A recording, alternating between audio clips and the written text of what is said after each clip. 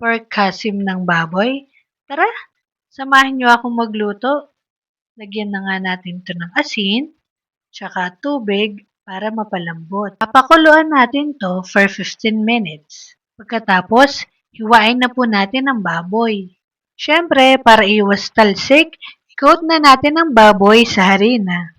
Ayan, okay na sila. So, iprito na natin. Pag nag-golden brown na po ito, pwede na nating i-set aside. So, maglagay na tayo ng mantika sa kawali. Giniling-giling ko nga lang yan. Pagkatapos, magigisa na rin tayo ng sibuyas. Haluin natin ng konti. Lalagay na rin natin ng bawang, halu-haluin, at kamatis. Siyempre, hindi mawawala ang paminta, oyster sauce, at huwag kalimutang halu-haluin, siyempre. Ilagay na rin natin yung itlog na maalat. Ang ginamit nga pala namin dyan ay 2 lang. Pero depende yun sa inyo kung gusto nyo pang dagdagan. Ilagay na nga natin ang 1 pack ng gata. Haluin nga pala natin ng bahagya. Pagkatapos, tsaka natin lagyan ng asukal. Hintayin natin kumulo. Pagkatapos, pwede na nating ilagay yung pinarito nating baboy. O, di ba?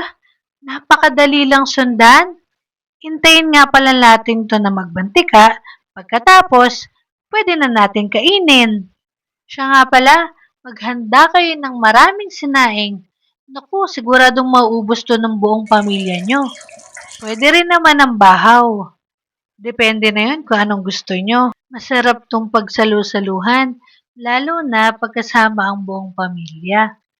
Paki-comment nyo po dyan sa baba kung taga saan po kayo para malaman din po natin kung hanggang saan nakarating yung video na to.